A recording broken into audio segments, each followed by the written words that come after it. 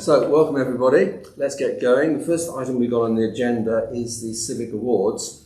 And so far, as you know, we've had two nominations, one from Dusty. We don't make the names public because obviously it's not a case of winners and losers. The next step is I'm going to speak to Sue Seven, the town clerk, about that and take it to the next step.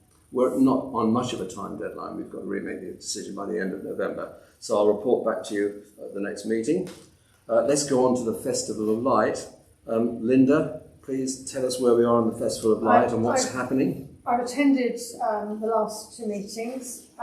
Everything's much the same as last year, or the arrangements. I've said that we will do much the same as last year. We'll provide marshals to keep the roads safe. I put out a request last week for marshals, and I think I had 19 people. I was looking for 18. I had 19, but we will have people drop out and we will have additions. So it's in hand. Okay, so for the moment, really, there's no further action. We're coming down to the November deadline, and assuming nobody drops out, you've got it all covered. In a couple of weeks' time, I'll just ask if there's anyone else who wants to. Excellent, thank you. And there'll probably be one or two meetings that you go to at the town hall before then. Yep. Good. Okay. Thanks very much. Right. Let's move on to Seniors Out, which is fairly topical because it only happened yesterday. So, Jim, over to you as the mastermind of that one. Right. Well, it all went, I think, pretty well, apart from the weather, which could have been better.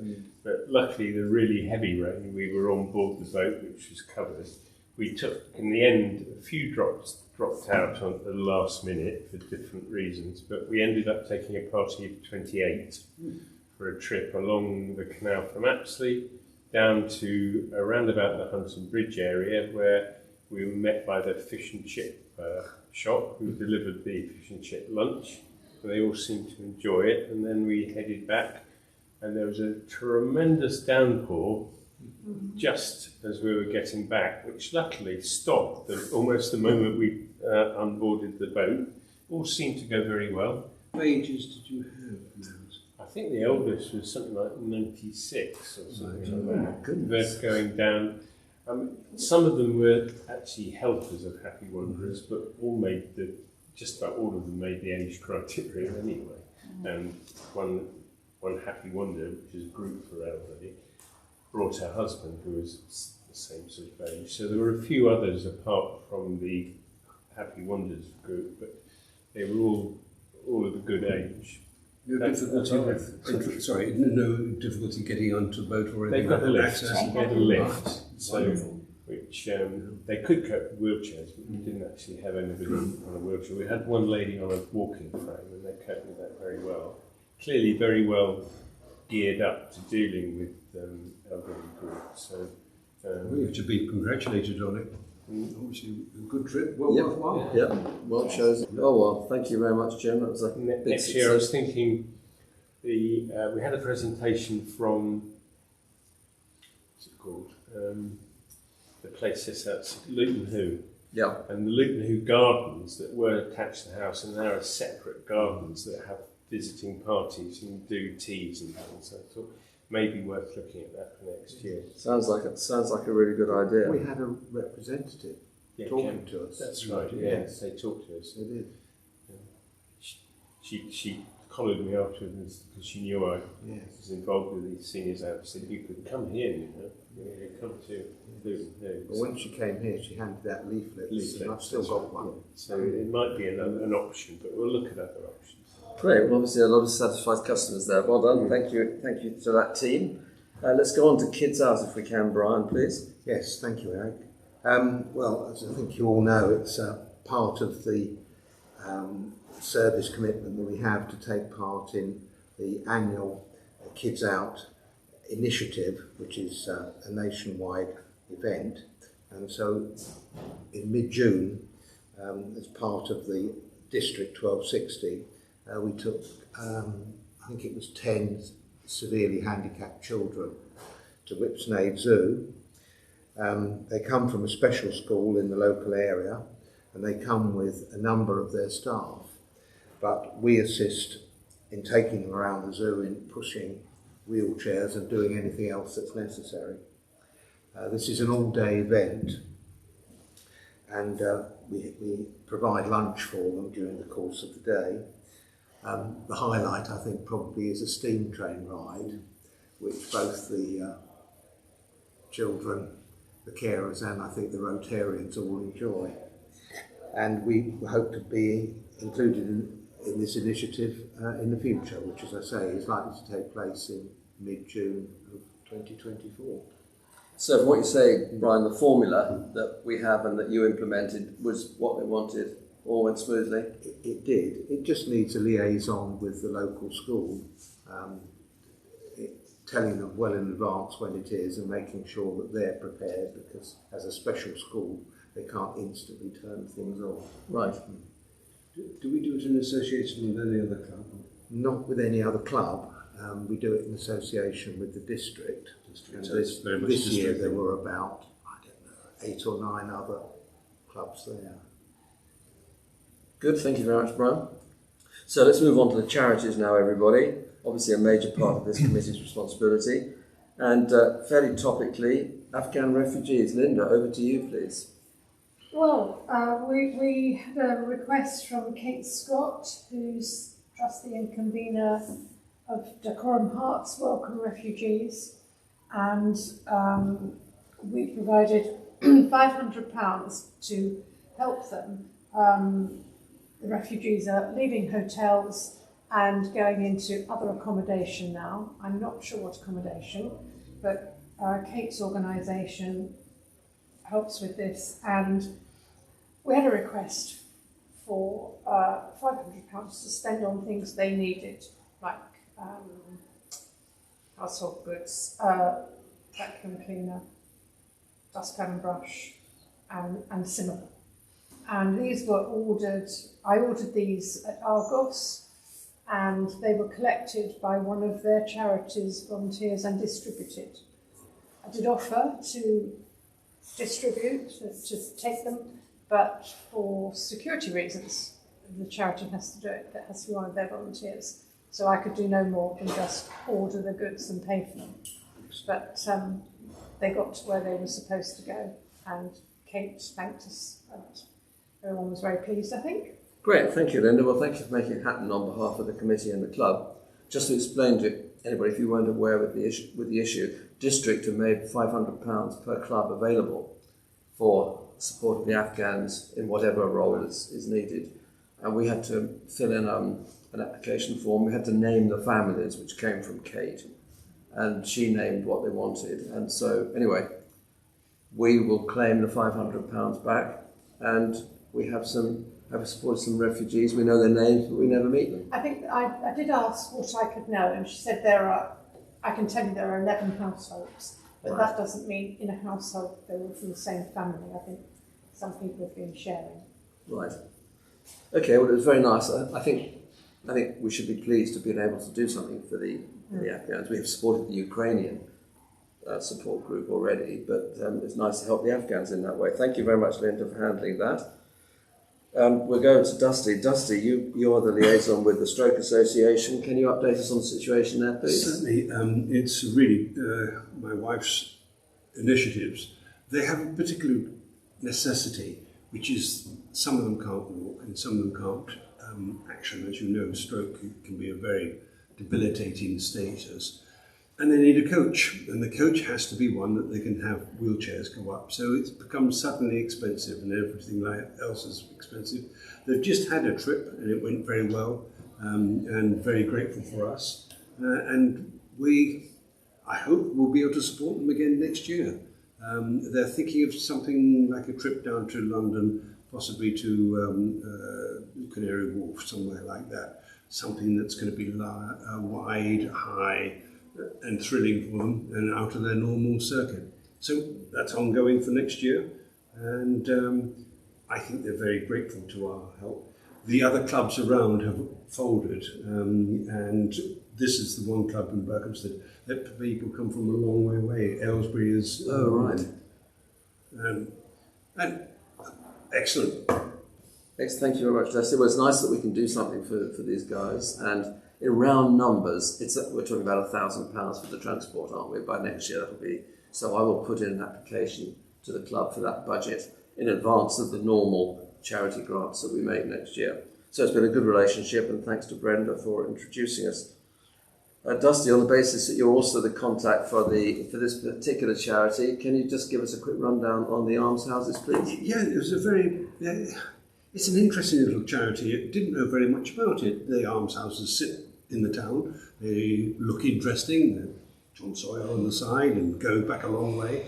And we were coming back from town and lots of signs on. You can have an open day. And this is 9:30, starting at 10. Well, the gate was open. And we put our noses through as only we can. And we were welcomed in. And Hilary is the daughter of somebody I've known for many years, a Rotarian, ex-Rotarian. And we were made very welcome. We had a good tour around. They have 6 flats, if you like, 2 of which are needing a lot of work on them to come up to the standard. Because they're ancient buildings, they have to use ancient materials like oak, and suddenly the cost just goes up through the window. But they're very welcome to any funds we can get. Hilary is a wonderful organiser. She is an engineer by trade, and she's managed massive projects for the American companies. Delightful person, and any support we would get. She wants to come and talk to us as well. So that's in the future. The contacts have been made with our speaker finder, and hopefully you will have a talk. Interesting. How do they choose the residents? This is sort of question that we didn't get a chance to ask. Okay. I think they're all ladies, but I can't be absolutely certain of that. They have to have, there is a piece of paper that says they have to have some sort of association with the church. And John Sawyer, who was the chef to the King Henry. So that's his claim to flame, and obviously he made some money doing exactly that. Not poisoning the king, which sounds like a good deal. Okay, well, thanks, Dusty. We'll certainly put this charity on our list. I think it'll be, sometimes these things are debated in the club, and I think the club may debate the priority of people over property, but nevertheless, I think it's right that we should put it on our shortlist, isn't it? Yes. Everybody happy about that? Often it's good to hear from have a presentation from them first before you make any firm decisions. Yeah, good idea. And I think they'll be talking about a lot of money, so they'll be going to clubs like ours for small donations. They'll probably try to get a major fund of it. That is the direction they're going. Yes. You're quite right in that respect. And the other new application we've had from a charity is the Toy Hub, which came through to me this morning. And they are raising funds for children in need, not the formal charity, but local children in need, with a view to Christmas. And they've asked if we would like to make a contribution to their fund this year. Anybody got any feelings one way or another?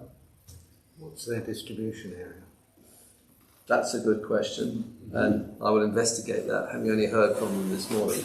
That's again the sort of situation where they present their case to us as come as a speaker. It gives you a clearer idea of whether it's worthwhile cause. You're absolutely right, Jim. And of course, all these worthwhile charities are in competition with each other as far as we're concerned. If we had unlimited money, we'd like to help everybody, but there does have to be some sort of decision-making process, but they will certainly go on the list. I will find out more information about the Toy Hub. I will maybe have a meeting with the lady who contacted me, and I'll report back to the next meeting. And then we'll make a decision in principle, and if we want to go ahead, then of course we'll have to go to the council for the money, because this will have to happen before the usual end-of-year charity budget clear out. So those are the main things, folks. I will just wrap up with a summary of all the donations and charity meetings I've had recently that you all know about. They've all happened very recently. I'm just reporting back on them, really. Of course, the Berkhamsted String and Train Stroke Association was one of them, which Dusty's covered. Play Skill is a major charity for us every year. They have support groups for families where there are young children who are physically handicapped. They do a great job. We've supported them for a long time. They're very, very grateful, and they were determined to give us a picture to put on our social media of all of them and say thank you. So they're very pleased. We've been to Dens, and this year we gave Dens money for their they call their holiday hunger campaign. When the school holidays come, kids from disadvantaged families suddenly don't get a decent meal every day. And so the food bank has an extra dimension, which is providing food for the kids who rely on school food normally. So they were very pleased, very grateful there. I've also been to the Chiltern Neuro Centre. It always used to be called the MS Centre. And that's where Robert Breakwell was CEO for a long time before he retired. So he gave them some money. Very impressive, very well organised there. Very good facility. They were pleased to show us around. Hearts Young Homeless. The name tells you exactly what they do. They do have a small residential accommodation of their own, but generally speaking, they are supporting homeless people who live, well, some of them obviously don't live at home, but they support homeless people in whatever accommodation they have at the moment. And so they would, for instance, they would give support to young people in a hostel like Dens. So they have roving mentors. Very quickly, other ones, Open Door, we've given some money to Open Door, they were very pleased. The Ukraine Support Group, we actually donate via Open Door because they sponsor them. One Impossible Thing is the unlikely charity that we have. I say it's unlikely because it's the only one I've heard of, which is for recycling trainers. And so all the sports groups and all the sports centres where people are chucking away their trainers, they are being reprocessed and they're being given to homeless and disadvantaged people in the town. That's great. Hackrow. Where's that based? Basically, the lady who runs it is based in Hemel. Oh, And there are, in fact, photos of her on our social media, along with samples of the product. So that's a very small charity, her personal initiative, and we're very pleased to support her for the second year. Hackrow, support for our ex-offenders. We've given to their small grants, a small grants fund, which is average donation to people there is £50, the maximum is £100. And these are for critical moments in ex-offenders' early release days. I won't bore you with the problems that ex-offenders have, particularly if they don't have homes to go to, but they are massive. And Hackrow is dedicated to preventing reoffending by rehabilitating ex-offenders and getting them back into the community. Finally, Berkhamsted Scouts, they support us when we need help with things like fireworks. We support them. And Jim actually presented that on behalf of the club and via the youth campaign. So that brings us to the end of the agenda. Any other thoughts or questions, please? Okay. I don't think I know too much about One Impossible Thing, but one thing does occur to me as a regular member of the local tennis club. There must be an awful lot of trainers that are jettisoned, and nobody has ever said to me, well, could that club do anything? Because we're talking about 1,000 members, including juniors. So, well, the way they work is they put bins in sports centres and clubs, and clearly they haven't got to Burko Club. Perhaps that could be mentioned too. Oh, absolutely, yeah. So, you have your bin there, and when you're fed up with your trainers, you dump them in, and they go to somebody who otherwise wouldn't be able to afford such classy ones. Yeah, it seems a very good idea. Yeah, good. Thank you for that idea, Brian. Okay, on to the next meeting. The topics will be progressed to the next meeting. The only thing different is I won't be at the next meeting, but Brian has kindly offered to chair it. So if there's any particular agenda items you want put onto the next meeting in 3 weeks' time, please let Brian know, and have a good meeting. And thank you very much for this evening's discussion. Thank you, Eric. thank you. Thank you.